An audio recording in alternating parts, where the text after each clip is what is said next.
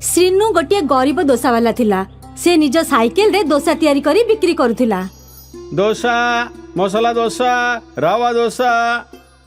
बहुत कम लोक श्रीनुर डाक शुणी ता पाखकु दोसा खाइबा को आसुथिले। श्रीनुर दोसा स्वादिष्ट तो थिला, किंतु हेले भी बहुत ग्राहक ता पाखर दोसा खाउ नथिले। से प्रायतः विरक्त होई घर को फेरुथिला।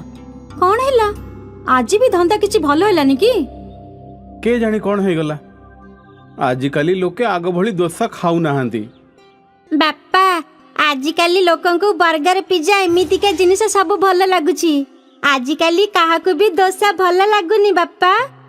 जदि एमिति ही चलिबो तेबे हमर घर किपरि चलिबो। किछि ना किछि निश्चय हेबो। बापा आपण भी आउ किछि बिकु नांदी काहेकि जेमिति कि बर्गर किंबा पिज्जा। मते तो एसबु करिबा आसुनी ना पुओ, मते तो केवल दोसा करिबा आसुची। श्रीनु चिंतित थिला जे से किपरि निजर रोजगार बढ़ाइबो।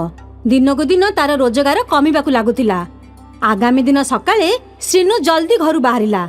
आउ एही दिन से अलग रास्ता रे बाहरी पड़िला। दोसा, मसाला दोसा, रवा दोसा। एही रास्ता रे जिम थिला। जिम बाहरे बहुत गहली थिला। एठी एते भिड़ अछि, मते एठी दोसा बिकिबा उचित। आज निश्चय मोर भल रोजगार हबो। श्रीनु जोर जोर रे डाक छाड़िबाकु लागिला। दोसा, मसाला दोसा, रवा दोसा। श्रीनुर डाक शुणी जणे बॉडी बिल्डर ता पाखकु आसिला। कौन तैयारी करिबी भाई? किछि नुए, आमे सब जमा खाउनु। तो पाखरे चिकन किंबा अंडा वाला दोसा थिबो तेबे तैयारी कर। अंडा दोसा? हाँ ताहा नाही ना।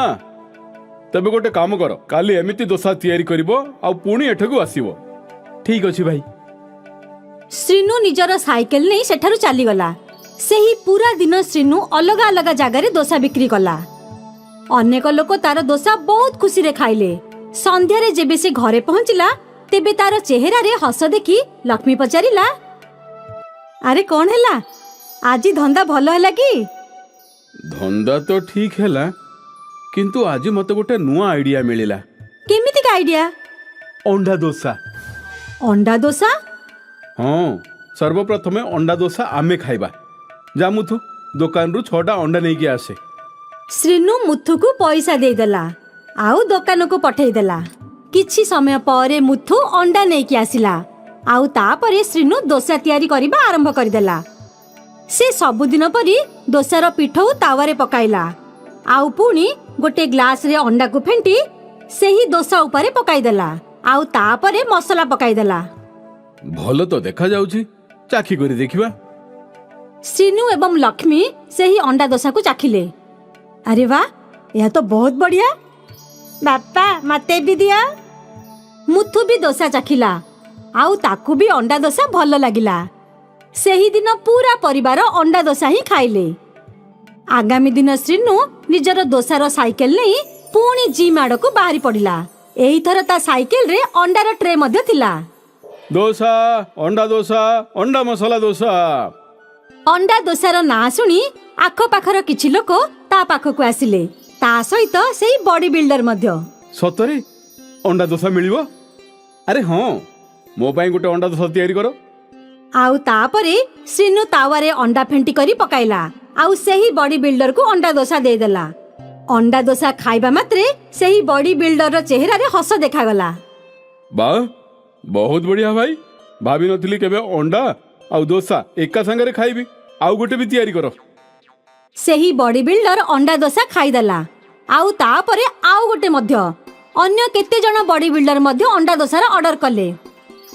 मते गोटे अंडा मसाला दोसा, मते भी गोटे अंडा दोसा। अंडा दोसा ऑर्डर कले। श्रीनु अंडा दोसा तैयारी करी चलिला। आउ ग्राहक खाई चलिले। श्रीनु मझी मझी रे डाक छाड़ुथिला, जद्वारा लोकंकर ध्यान ता आड़को आकर्षित होबाकु लागिला। दोसा, अंडा दोसा, अंडा मसाला दोसा। जनक परे जने ग्राहक आसी चलिले। किछि घंटा भितरे श्रीनुर सबु दोसा शेष होई गला। आउ आज तार रोजगार मध्य भलो होइतिला। से खुशी खुशी घर को फेरिला। लक्ष्मी, आज रोजगार बहुत भलो हैला। सबु दोसा बिक्री हेई गला। वाह, कालिठू तुमको अधिक पिठू बैठिबा को हबो। ग्राहकों को आमर अंडा दोसा बहुत पसंद आसुची। हाँ ठीक अच्छी। समस्ते बहुत खुशी थिले। आगामी दिन मध्य ताहा ही हला। श्रीनु डाक छाड़िबा मात्रे ग्राहक अंडा दोसा खाइबा पई आसी जाउथिले। श्रीनुर हाथ क्रमागत चालुथिला। आउ आजि बास 2 घंटा भितरे श्रीनुर सबु दोसा शेष होई गला। तापरे एहा एमिति ही प्रतिदिन चलिला। अंडा दोसा प्रसिद्ध होई गला। आउ श्रीनुर रोजगार दिनकु दिन बढ़िबाकु लागिला। श्रीनुर भाग्य बदलिबाकु लागिला। तार परिवार एबे बहुत खुशी रे थिला। श्रीनु एबे गोटिए मिनी टेम्पो किनिदेला। एबे से साइकेल बदल रे मिनी टेम्पो रे अंडा दोसा तैयारी करी बिक्री करथिला। पूरा शहर रे तार अंडा दोसार चर्चा हेउथिला। से टेम्पो नै जेउठी की भी जाउथिला ग्राहक मानकर भीड़ जमी जाउथिला। प्रतिदिन संध्या रे श्रीनु निजर मिनी टेम्पो नै पार्क पाखकु जाउथिला। पार्क पाखरे आगरु ही रमेश रो दोसा ठेला थिला। किंतु श्रीनु आसीबा मात्रे तार सब ग्राहक श्रीनु पाखकु चली जाउथिले। के जानी एई अंडा दोसा वालाटा लोकंक ऊपर कोन जादू करि देइची। ये आसीबा मात्रे लोके दौड़ी पळौचंती। मते या ठारु ही सिखिबाकू पड़िबो। सेही दिन जेबे श्रीनुर ध्यान नथिला सेते बेले रमेश श्रीनुर दोसा पिठौ रे लाल लंका गुंड पकाई देला। एबे देखिबी लोके किपरि तोर दोसा पसंद करचंती। आउ तापरे रमेश निज ठेला पाखकु चली गला। श्रीनु एई कथा को जानि नथिला। से सबुथर भली दोसा तैयारी करिबा आरंभ करिदेला। आउ तापरे निजर ग्राहक मानकु देला।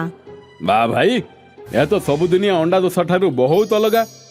राग अछि आउ स्वादिष्ट स्पाइसी अंडा दोसा। एहा सुनी श्रीनु निजर दोसा पिठौ को चाखिला।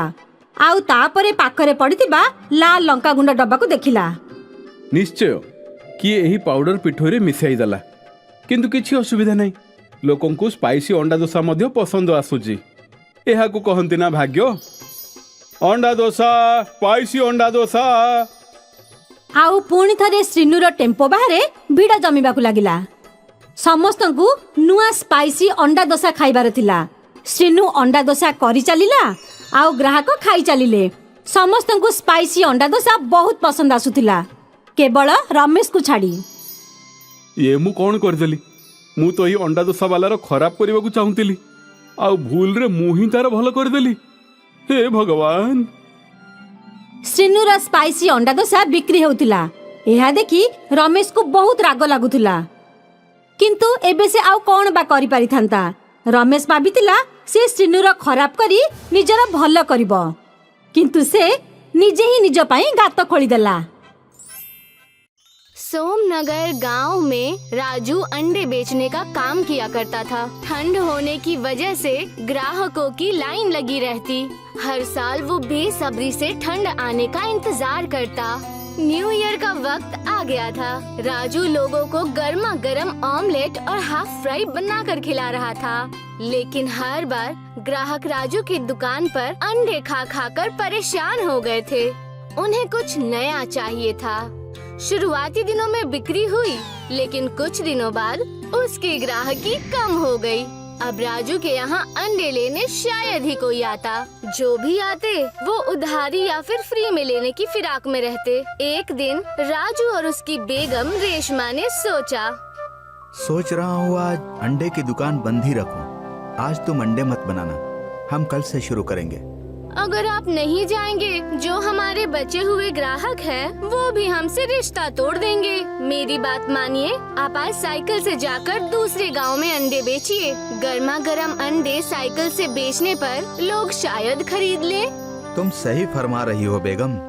तुम कुछ अंडे उबाल कर रख दो, मैं साइकिल से जाकर उन्हें बेच आऊंगा। राजू साइकिल से अंडे बेचने के लिए घर से निकल जाता है और थोड़ी बिक्री करके वो जा ही रहा होता है। तभी उसे ख्याल आता है कि वो गांव-गांव जाकर कुछ दिन साइकिल से ही अंडे बेचेगा। कुछ समय बाद 2 आदमी उसके पास अंडे खरीदने आते हैं। अरे भाई साहब सुनो सुनो, अंडे वाले भाई साहब सुनो सुनो। बताओ भाई क्या चाहिए? मेरे पास उबले हुए अंडे हैं, ऑमलेट है और अंडा करी भी है। तुम्हें क्या चाहिए? हमें कुछ नहीं चाहिए, मगर अब तुम दोबारा इस जगह मत आना। यहाँ पर पहले से ही हमारी दुकान है अंडे की जो चल रही है। तुम यहाँ पर आकर हमारा कारोबार मंदा कर रहे हो। अरे जनाब, मेरी भी दुकान है जो चल नहीं रही है, इसीलिए मैंने सोचा कि मैं गांव-गांव जाकर दुकानों पर अंडे बेचूं। हाँ हाँ, हम समझ गए, अब चले जाओ और यहाँ दोबारा मत आना। राजू वहाँ से दुखी होकर चला जाता है और सारी बातें रेशमा को जाकर बता देता है। लगता है अब हमें कुछ और काम शुरू करना होगा, वरना हमारे रहने खाने की भी दिक्कत होने लगेगी। हम इसके सिवा और कर भी क्या सकते हैं? बरसों से हम अंडे की दुकान ही चला रहे हैं और अगर हमने ये छोड़ दिया तो फिर कुछ नहीं बचेगा। राजू उस दिन दुखी होकर सो जाता है और कोई तरकीब सोचने की कोशिश करता है। सुनती हो? अरे कहाँ गई? हाँ जी, आई। बोलिए ना, क्या हो गया? अगर हम अपने अंडे की कीमत कम कर दें तो तब शायद लोग हमारे अंडे खरीदेंगे। लेकिन हमारे अंडे तो पहले से ही सस्ते हैं। अगर हम और कम कर देंगे तो हमें मुनाफा होगा ही नहीं, हमारी सारी मेहनत खराब हो जाएगी। राजू और रेशमा अपने अंडे के व्यापार को आगे बढ़ाने की सारी तरकीब सोच लेते हैं, लेकिन इसका कोई असर नहीं होता। मेरे पास एक तरकीब है। हमारे मायके में सोने के अंडे बहुत बिकते हैं। जब मैं छोटी हुआ करती थी, वहाँ पर सोने के अंडे के सिक्के बनाकर बेचे जाते थे और वो बहुत स्वादिष्ट और बहुत प्यारे दिखते थे। सच में? तुम सच कह रही हो? अगर ऐसा हुआ तो हम फिर से अपनी दुकान पर 4 चांद लगा देंगे। रेशमा की बात सुनकर राजू उसके मायके जाने को तैयार हो जाता है। राजू अपने ससुराल जाकर सोने के अंडे का नुस्खा सीखने लगता है। कुछ दिन अपने ससुराल में रहकर राजू ने गोल्डन कॉइन की रेसिपी सीख ली। एक ऐसा अंडा जो बनने के बाद सोने के सिक्के की तरह दिखने लगा। राजू ने विधि सीख ली। ससुराल से वापस आते ही राजू ने फिर से अपनी ठेले की रेहड़ी लगा दी। अरे ओ मोहतरमा, सुनती हो? आज दुकान पर तुम भी आना। आज का दिन हमारे लिए बहुत ही खास है। हाँ जी, मैं जरूर जाऊंगी। ऊपर वाले की दुआ होगी तो हमारी मन्नतें जरूर पूरी होंगी। राजू और रेशमा अंडे बनाने की नई विधि अपने दुकान पर शुरू कर देते हैं और जैसा उन्होंने सोचा था ठीक वैसा ही हुआ। पहले दिन की शुरुआत ही बेहतरीन रही। धीरे धीरे पूरे शहर और कस्बे में सोने के अंडों की खबर फैल गई। पहले ही महीने में ही उन्होंने अपने साल भर का मुनाफा कमा लिया था। न्यू ईयर का वक्त आ गया था। दोनों बेहद खुश थे, लेकिन संजय और उसकी पत्नी नीता इस बात से बिल्कुल भी खुश नहीं थे। संजय भी राजू के साथ अपने समोसे की दुकान लगाता। राजू के अंडे की रेहड़ी पर भीड़ होने की वजह से सचिन जलने लगा। देख रही हो जाने मन, इस राजू ने तो लोगों को अंडे का मुरीद बना दिया है। और नहीं तो क्या, हमारा धंधा तो खराब हो रहा है। इस राजू का कुछ तो करना होगा। अगले ही दिन संजय और उसकी पत्नी ने साजिश रची कि वो लोग रात को राजू की रेहड़ी गायब कर देंगे और रात होते ही दोनों पति पत्नी ने मिलकर राजू की रेहड़ी को उसे कहीं दूर एक खाई में धक्का दे दिया। सुबह उठते ही मानो राजू को धक्का लग गया था। वहाँ पे उसकी रेहड़ी थी ही नहीं। राजू और उसकी बेगम का रो रो कर बुरा हाल हो गया। वो दोनों हिम्मत हार चुके थे। दोनों वहाँ से चुपचाप घर आ गए। तभी राजू कहने लगा, यह हमारे साथ क्या हो रहा है? भगवान हमारी खुशी। अभी कुछ भी नहीं बिगड़ा है। हम अभी भी अपना धंधा फिर से खड़ा कर सकते हैं। हर अच्छी चीजों पर नजर लगती है। एक तरफ राजू और उसकी बेगम परेशान थे और दूसरी तरफ संजय और उसकी बीवी बेहद खुश थे। उनके समोसे का धंधा बेहद बढ़ने लगा। राजू और रेशमा सारा माजरा समझ गए थे कि हो ना हो इसके पीछे संजय और उसकी पत्नी नीता का हाथ है। अगर हम फिर से अपनी दुकान खड़ी करने जाएं, तो इसमें वक्त और पैसे दोनों ही लगेंगे और तब तक ठंड का मौसम खत्म हो जाएगा। क्यों ना हम अपने घर पर ही अपना व्यापार शुरू कर दें? ऐसे हमारे ग्राहक भी हमारे पास ही रहेंगे और हम थोड़े पैसे जमा करके अगले सीजन में हम अपनी हाथ गाड़ी की दुकान फिर से खोल लेंगे। राजू और रेशमा ने अपने घर पर ही अंडे की दुकान खोल ली। बड़े बड़े पोस्टर लगाकर उन लोगों ने अपने घर पे ही अच्छा व्यापार शुरू कर लिया। तुम्हारी तरकीब तो बहुत दुरुस्त निकली। देखो, हमने फिर से अपनी दुकान पर 4 चांद लगा दिए। राजू और रेशमा के घर की दुकान देखकर राजू और उसकी पत्नी बेहद परेशान हो गए और उनके समोसे भी बिकने बंद हो गए। धीरे धीरे उनके ग्राहक भी राजू के दुकान के अंडे खाने लगे। देखते देखते उन्होंने अपने हाथ गाड़ी की दुकान फिर से खोल ली। देखते ही देखते उनके गोल्डन कॉइन्स एग शहर भर में मशहूर हो गए। कृष्ण गोटे गरीब चाषी थिला। तार 2 पुओ राघव आउ सुरेश थिले। राघव अलसुआ आउ अकर्मणीय थिला आउ सुरेश सेतिकी ही परिश्रमी थिला। से कर्म उपरे विश्वास रखुतिला। गोटे दिनर कथा। राघव, तमे तो दिन सारा सोच खाली, किछि काम धंदा नहीं। जेते बेले देखो तुमको सोईबार इच्छा। आ तमे कौन टिके खाइलो कि न खाइलो, किंतु खाली सोईबा पई चिंता तमर। बस सोईबा को टिके जागा दरकार। आउ कौन हैला बापा, एबे तो मु केते बढ़िया स्वप्न देखुतिली। बड़ राजा हेबाकू जाउथिली मु। ठीक एतिकी बेले तुमे आसिकी उठेई देलो। आ सबु बेले भूल समय रे आसिकी उठाउचो। मु धनी हौ हौ रही गली। भाई, स्वप्न देखिले किए धनी हुअंतिनी। कथा तो तेबे हेबो जेबे हमको वास्तव रे किछि पैसा मिलिबो। आउ ताहा स्वप्न देखिले हुए नहीं, परिश्रम कले जाय की हुए। आउ तमे जदि सोई रहितिबो तेबे तमे राजा केबे भी हेई परिबोनी। चलो उठ, किछि परिश्रम करिबा। सुरेश, तू तो प्रवचन तो पाखरे ही रख। जदि तू छकरे बसिकी प्रवचन देबु ना, तेबे भल पैसा मिलिबो। मते काम करिवार आवश्यकता पड़िबोनी। मते मो स्वप्न सांगरे ही छाड़ी दे। आउ हाँ, तू जाई किछि काम कर। आउ जदि किछि पैसा पत्र पाइबु तो मते भी देबु। मु भी टिके खर्च पानी उठेई देबी। ए भली राघव और सुरेश भितरे चुक्ति होउची। राघव सुरेश रो गोटे कथा भी मानु नथिला आउ सोईकी रहुथिला। ताको काम करिबा पसंद नथिला। गोटे दिनर कथा थिला। सुरेश मन दुखरे बसिथिला आउ भाबुथिला कि कौन करा जिवो जे घरर परिस्थिति सुधरी परिबो। आम घरर परिस्थिति भलो नहीं। आउ माँ भी आम सांगरे नहीं। जदि माँ थांता किछि नहेले 2टा रोटी बनेकी हमको दियंता। रोटी भी हमको बनेबाकू निजे पड़ुची। आउ रोजगार भी हमको ही करबाकू पड़ुची। एमिति कौन करिबी जे आम घरर परिस्थिति सुधरी जिवो।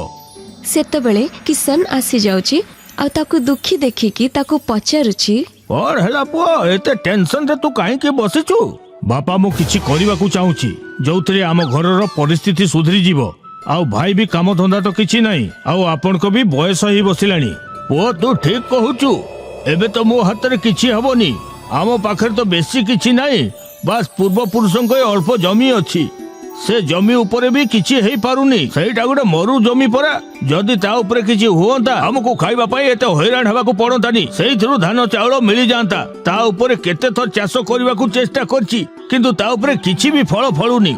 किछि कथा नहीं, आपण चिंता करंतुनी। आपण केते थर चाष करबाकू चेष्टा करछंती। गोटे थर मु भी चेष्टा कर देखुछि। किए जाने मु सेठी परिश्रम करी किछि करि पारिबी काले। ठीक अछि। से चीनी मिल पाखरे जो 1.5 गुंठ जमी अछि सेटा हम पूर्वज मानक जमी। तू जदि चाहिबू ता ऊपर परिश्रम करके देखिने काले किछि चाष बाहरी जीवो। सुरेश जमी आड़को चली जाउची आ सेठारे जाइके जमी को देखी दुखी हे जाउची, कारण से जमी सुखिला पड़ी रहिची। तथापि से जमी रे परिश्रम करिबा कथा भाबुची आ हଳରେ से खेत को खोलिबा पई बाहरी पडुची। अरे ये तो सतरे पथुरिया जमी। याकू खोलिबा पई बलद हल दरकार पड़िबे, किंतु बलद जोड़ी तो मो पाखरे नहीं।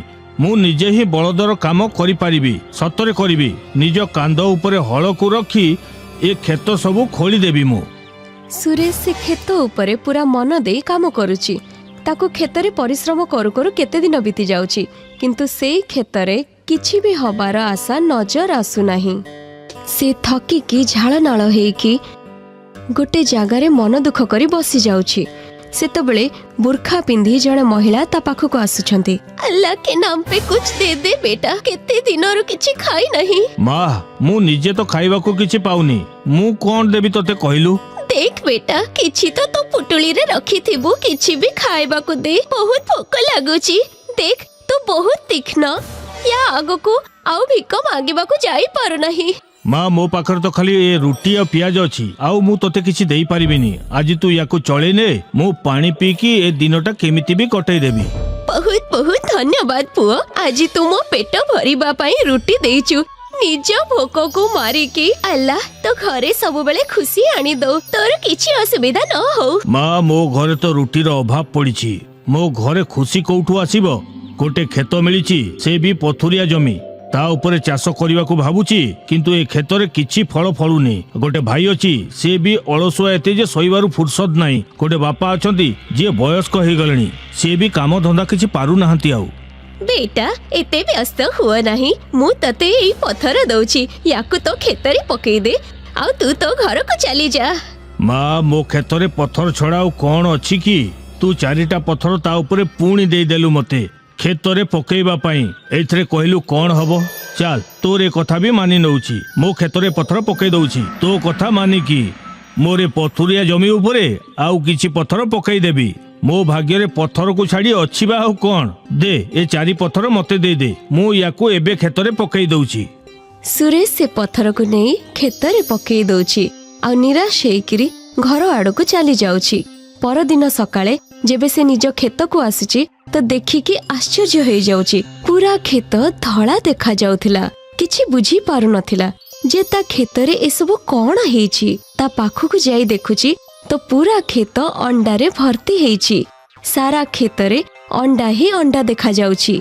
अरे ये कौन पूरा खेत अंडा रे भर्ती हो जाइछि राति जाए तो ए खेतरे किछि भी नथिला एबे एते सारा अंडा कोठू आसी गला ताहले ये मां को कोतवा किछि चमत्कार तो नुह। सुरेश अंडा पाइकी बहुत खुशी हो जाउची किंतु चिंतित भी होची जे ता गाँ रे तो केही अंडा खांती भी नहीं एबे से भाबुची एबे ई अंडार से कौन करिबो ए कथा से पूरा गाँ रे निया भली खेली जाउची आउ किछि वयस्क लोक आसी ताकू उपाय कहउछंती जेउथिरे जणे बहुत वयस्क लोक कहउछंती कि तम खेतर तो बहुत अजब फसल होउची आमो गाँ रे केही अंडा खांती नहीं आउ तमको देखो तुमे अंडार चाष करी पकैलो। बाबा मु कौन करिबी मो खेतरे अंडा छड़ा आउ किछि हो नहीं या छड़ा तो मु आउ किछि करि परिबिनी प्रथमे तो ये पथुरिया थिला एबे हेला भी तो अंडा जहार कोनसी काम भी नहीं। ओ निराश हो नहीं आमो गाँ बाहर को जाई कि किछि किलोमीटर दूर रे गोटे मुस्लिम गाँ अछि जोठी तमरो अंडा बहुत बिक्री हबो तमे सेठी जाई कि ए अंडा बिक्री करी आसो। सुरेश को एई उपाय बहुत भल लागुची से सबु अंडा को गोटे ट्रक रे भरिकी पाख गाँ को बिक्री करबा को जाउची आउ तार अंडा हाथ को हाथ बिक्री हे जाउची समस्ते ता पाखरु ही अंडा किनिबा को चाहुछंती एबे सुरेश अंडा वाला नारे फेमस आउ धनी हे जाउची। कृष्ण गोटे गरीब चासी थिला तार दुई पुओ राघव आउ सुरेश थिले राघव अलसुआ आउ अकर्मणीय थिला आउ सुरेश सेतिकी ही परिश्रमी थिला से कर्म उपरे विश्वास रखुतिला। गोटे दिनर कथा राघव तमे तो दिन सारा सोउछ खाली किछि काम धंदा नहीं जेते बेला देखो तुमको सोइबार इच्छा आ तमे कोन टिके खाइलो कि न खाइलो किंतु खाली सोइबा पई चिंता तमर बस सोइबा को टिके जागा दरकार आउ कौन हैला बापा एबे तो मु केते बढ़िया स्वप्न देखुतिली बड़ राजा हेबाकू जाउथिली मु ठीक एतिकी बेले तुमे आसिकी उठेई देलो आ सबु बेले भूल समय रे आसिकी उठाउछ मु धनी हौ हौ रही गली। भाई स्वप्न देखिले किए धनी हुअंतिनी कथा तो तेबे हेबो जेबे हमको वास्तव रे किछि पैसा मिलिबो आउ ताहा स्वप्न देखिले हुए नहीं परिश्रम कले जाय की हुए आउ तमे जदी सोई रहितिबो तेबे तमे राजा केबे भी हेई परिबोनी चलो उठ किछि परिश्रम करिबा। सुरेश तू तो प्रवचन तो पाखरे ही रख जदि तू छकरे बसिकी प्रवचन देबु ना तेबे भल पैसा मिलिबो मते काम करिवार आवश्यकता पड़िबोनी मते मो स्वप्न सांगरे ही छाड़ी दे आउ हाँ तू जाई किछि काम कर आउ जदि किछि पैसा पत्र पाइबु तो मते भी देबु मु भी टिके खर्च पानी उठै देबी। एई भली राघव और सुरेश भितरे चुक्ति होउची राघव सुरेश रो गोटे कथा भी मानु नथिला आउ सोईकी रहुथिला ताको काम करिबा पसंद नथिला। गोटे दिनर कथा थिला सुरेश मन दुखरे बसिथिला आउ भाबुथिला कि कोन करा जिवो जे घरर परिस्थिति सुधरी परिबो। आम घरर परिस्थिति भलो नहीं आउ माँ भी आम सांगरे नहीं जदि माँ थांता किछि नहेले दीटा रोटी बनेकी हमको दियंता रोटी भी हमको बनेबाकू निजे पड़ुची ଆଉ ରୋଜଗାର ବି ଆମକୁ ହିଁ କରିବାକୁ ପଡୁଛି। ଏମିତି କଣ କରିବି ଯେ ଆମ ଘରର ପରିସ୍ଥିତି ସୁଧୁରି ଯିବ? ସେତେବେଳେ କିଶନ ଆସି ଯାଉଛି ଆଉ ତାକୁ ଦୁଃଖୀ ଦେଖିକି ତାକୁ ପଚାରୁଛି, କଣ ହେଲା ପୁଅ, ଏତେ ଟେନସନରେ ତୁ କାହିଁକି ବସିଛୁ? ବାପା ମୁଁ କିଛି କରିବାକୁ ଚାହୁଁଛି ଯୋଉଥିରେ ଆମ ଘରର ପରିସ୍ଥିତି ସୁଧୁରି ଯିବ। ଆଉ ଭାଇ ବି କାମ ଧନ୍ଦା ତ କିଛି ନାହିଁ, ଆଉ ଆପଣଙ୍କ ବି ବୟସ ହେଇ ବସିଲାଣି। ପୁଅ ତୁ ଠିକ କହୁଛୁ, ଏବେ ତ ମୋ ହାତରେ କିଛି ହବନି। ଆମ ପାଖରେ ତ ବେଶୀ କିଛି ନାହିଁ, ବାସ୍ ପୂର୍ବପୁରୁଷଙ୍କ ଅଳ୍ପ ଜମି ଅଛି। ସେ ଜମି ଉପରେ ବି କିଛି ହେଇପାରୁନି, ସେଇଟା ଗୋଟେ ମରୁ ଜମି ପରା। ଯଦି ତା ଉପରେ କିଛି ହୁଅନ୍ତା ଆମକୁ ଖାଇବା ପାଇଁ ଏତେ ହଇରାଣ ହେବାକୁ ପଡନ୍ତାନି। ସେଇଥିରୁ ଧାନ ଚାଉଳ ମିଳିଯାଆନ୍ତା। ତା ଉପରେ କେତେ ଥର ଚାଷ କରିବାକୁ ଚେଷ୍ଟା କରିଛି, କିନ୍ତୁ ତା ଉପରେ କିଛି ବି ଫଳ ଫଳୁନି। କିଛି କଥା ନାହିଁ, ଆପଣ ଚିନ୍ତା କରନ୍ତୁନି। ଆପଣ କେତେ ଥର ଚାଷ କରିବାକୁ ଚେଷ୍ଟା କରିଛନ୍ତି, ଗୋଟେ ଥର ମୁଁ ବି ଚେଷ୍ଟା କରି ଦେଖୁଛି। କିଏ ଜାଣେ ମୁଁ ସେଇଠି ପରିଶ୍ରମ କରି କିଛି କରିପାରିବି କାଳେ। ଠିକ ଅଛି, ସେ ଚିନି ମିଲ୍ ପାଖରେ ଯୋଉ 1.5 ଗୁଣ୍ଠ ଜମି ଅଛି ସେଇଟା ଆମ ପୂର୍ବଜ ମାନଙ୍କ ଜମି। ତୁ ଯଦି ଚାହିଁବୁ ତା ଉପରେ ପରିଶ୍ରମ କରିକି ଦେଖିନେ କାଳେ କିଛି ଚାଷ ବାହାରି ଯିବ। ସୁରେଶ ଜମି ଆଡକୁ ଚାଲି ଯାଉଛି ଆଉ ସେଠାରେ ଯାଇକି ଜମିକୁ ଦେଖି ଦୁଃଖୀ ହେଇଯାଉଛି, କାରଣ ସେ ଜମି ଶୁଖିଲା ପଡି ରହିଛି। ତଥାପି ସେ ଜମିରେ ପରିଶ୍ରମ କରିବା କଥା ଭାବୁଛି ଆଉ ହଳରେ ସେ କ୍ଷେତକୁ ଖୋଳିବା ପାଇଁ ବାହାରି ପଡୁଛି। ଆରେ ଇଏ ତ ସତରେ ପଥୁରିଆ ଜମି, ୟାକୁ ଖୋଳିବା ପାଇଁ ବଳଦ ହଳ ଦରକାର ପଡିବେ। କିନ୍ତୁ ବଳଦ ଯୋଡ଼ି ତ ମୋ ପାଖରେ ନାହିଁ। ମୁଁ ନିଜେ ହିଁ ବଳଦର କାମ କରିପାରିବି, ସତରେ କରିବି। ନିଜ କାନ୍ଧ ଉପରେ ହଳକୁ ରଖି ଏ କ୍ଷେତ ସବୁ ଖୋଳିଦେବି ମୁଁ। ସୁରେଶ ସେ କ୍ଷେତ ଉପରେ ପୁରା ମନ ଦେଇ କାମ କରୁଛି। ତାକୁ କ୍ଷେତରେ ପରିଶ୍ରମ କରୁ କରୁ କେତେ ଦିନ ବିତି ଯାଉଛି, କିନ୍ତୁ ସେଇ କ୍ଷେତରେ କିଛି ବି ହବାର ଆଶା ନଜର ଆସୁନାହିଁ। ସେ ଥକିକି ଝାଳନାଳ ହେଇକି ଗୋଟେ ଜାଗାରେ ମନ ଦୁଃଖ କରି ବସି ଯାଉଛି। ସେତେବେଳେ ବୁର୍ଖା ପିନ୍ଧି ଜଣେ ମହିଳା ତା ପାଖକୁ ଆସୁଛନ୍ତି। ଆଲ୍ଲାହ କେ ନାମ ପେ କୁଛ ଦେ ଦେ ବେଟା, କେତେ ଦିନରୁ କିଛି ଖାଇ ନାହିଁ। ମା ମୁଁ ନିଜେ ତ ଖାଇବାକୁ କିଛି ପାଉନି, ମୁଁ କଣ ଦେବି ତତେ କହିଲୁ? ଦେଖ ବେଟା, କିଛି ତ ତୋ ପୁଟୁଳିରେ ରଖିଥିବୁ, କିଛି ବି ଖାଇବାକୁ ଦେ, ବହୁତ ଭୋକ ଲାଗୁଛି। ଦେଖ ତୁ ବହୁତ ତୀକ୍ଷ୍ଣ, ୟା ଆଗକୁ ଆଉ ଭିକ ମାଗିବାକୁ ଯାଇ ପାରୁନାହିଁ। ମା ମୋ ପାଖରେ ତ ଖାଲି ଏ ରୁଟି ଆଉ ପିଆଜ ଅଛି, ଆଉ ମୁଁ ତତେ କିଛି ଦେଇପାରିବିନି। ଆଜି ତୁ ୟାକୁ ଚଳେଇ ନେ, ମୁଁ ପାଣି ପିଇକି ଏ ଦିନଟା କେମିତି ବି କଟେଇ ଦେବି। ବହୁତ ବହୁତ ଧନ୍ୟବାଦ ପୁଅ, ଆଜି ତୁ ମୋ ପେଟ ଭରିବା ପାଇଁ ରୁଟି ଦେଇଛୁ। ନିଜ ଭୋକକୁ ମାରିକି ଆଲ୍ଲାହ ତୋ ଘରେ ସବୁବେଳେ ଖୁସି ଆଣି ଦଉ, ତୋର କିଛି ଅସୁବିଧା ନ ହଉ। ମା ମୋ ଘରେ ତ ରୁଟିର ଅଭାବ ପଡିଛି, ମୋ ଘରେ ଖୁସି କୋଉଠୁ ଆସିବ? ଗୋଟେ କ୍ଷେତ ମିଳିଛି, ସେ ବି ପଥୁରିଆ ଜମି। ତା ଉପରେ ଚାଷ କରିବାକୁ ଭାବୁଛି, କିନ୍ତୁ ଏ କ୍ଷେତରେ କିଛି ଫଳ ଫଳୁନି। ଗୋଟେ ଭାଇ ଅଛି, ସେ ବି ଅଳସୁଆ ଏତେ ଯେ ଶୋଇବାରୁ ଫୁର୍ସତ ନାହିଁ। ଗୋଟେ ବାପା ଅଛନ୍ତି ଯିଏ ବୟସ୍କ ହେଇଗଲେଣି, ସେ ବି କାମ ଧନ୍ଦା କିଛି ପାରୁନାହାନ୍ତି ଆଉ। ବେଟା ଏତେ ବ୍ୟସ୍ତ ହୁଅ ନାହିଁ, ମୁଁ ତତେ ଏଇ ପଥର ଦଉଛି, ୟାକୁ ତୋ କ୍ଷେତରେ ପକେଇ ଦେ ଆଉ ତୁ ତୋ ଘରକୁ ଚାଲି ଯା। ମା ମୋ କ୍ଷେତରେ ପଥର ଛଡା ଆଉ କଣ ଅଛି କି? ତୁ 4ଟା ପଥର ତା ଉପରେ ପୁଣି ଦେଇଦେଲୁ ମତେ କ୍ଷେତରେ ପକେଇବା ପାଇଁ। ଏଇଥିରେ କହିଲୁ କଣ ହବ? ଚାଲ ତୋର ଏ କଥା ବି ମାନି ନଉଛି, ମୋ କ୍ଷେତରେ ପଥର ପକେଇ ଦଉଛି ତୋ କଥା ମାନିକି। ମୋର ପଥୁରିଆ ଜମି ଉପରେ ଆଉ କିଛି ପଥର ପକେଇ ଦେବି। ମୋ ଭାଗ୍ୟରେ ପଥରକୁ ଛାଡି ଅଛି ବା ଆଉ କଣ? ଦେ ଏ 4 ପଥର ମତେ ଦେଇଦେ, ମୁଁ ୟାକୁ ଏବେ କ୍ଷେତରେ ପକେଇ ଦଉଛି। ସୁରେଶ ସେ ପଥରକୁ ନେଇ କ୍ଷେତରେ ପକେଇ ଦଉଛି ଆଉ ନିରାଶ ହେଇକିରି ଘର ଆଡକୁ ଚାଲି ଯାଉଛି। ପରଦିନ ସକାଳେ ଯେବେ ସେ ନିଜ କ୍ଷେତକୁ ଆସୁଛି ତ ଦେଖିକି ଆଶ୍ଚର୍ଯ୍ୟ ହେଇଯାଉଛି। ପୁରା କ୍ଷେତ ଧଳା ଦେଖା ଯାଉଥିଲା। କିଛି ବୁଝି ପାରୁନଥିଲା ଯେ ତା କ୍ଷେତରେ ଏସବୁ କଣ ହେଇଛି। ତା ପାଖକୁ ଯାଇ ଦେଖୁଛି ତ ପୁରା କ୍ଷେତ ଅଣ୍ଡାରେ ଭର୍ତ୍ତି ହେଇଛି। ସାରା କ୍ଷେତରେ ଅଣ୍ଡା ହିଁ ଅଣ୍ଡା ଦେଖା ଯାଉଛି। ଆରେ ଇଏ କଣ? ପୁରା କ୍ଷେତ ଅଣ୍ଡାରେ ଭର୍ତ୍ତି ହେଇଯାଇଛି। ରାତି ଯାଏ ତ ଏ କ୍ଷେତରେ କିଛି ବି ନଥିଲା, ଏବେ ଏତେ ସାରା ଅଣ୍ଡା କୋଉଠୁ ଆସିଗଲା? ତାହେଲେ ଇଏ ମାଙ୍କ କରୁଥିବା କିଛି ଚମତ୍କାର ତ ନୁହଁ? ସୁରେଶ ଅଣ୍ଡା ପାଇକି ବହୁତ ଖୁସି ହେଇଯାଉଛି, କିନ୍ତୁ ଚିନ୍ତିତ ବି ହଉଛି ଯେ ତା ଗାଁରେ ତ କେହି ଅଣ୍ଡା ଖାଆନ୍ତି ବି ନାହିଁ। ଏବେ ସେ ଭାବୁଛି ଏବେ ଏଇ ଅଣ୍ଡାର ସେ କଣ କରିବ। ଏଇ କଥା ସେ ପୁରା ଗାଁରେ ନିଆଁ ଭଳି ଖେଳେଇ ଯାଉଛି।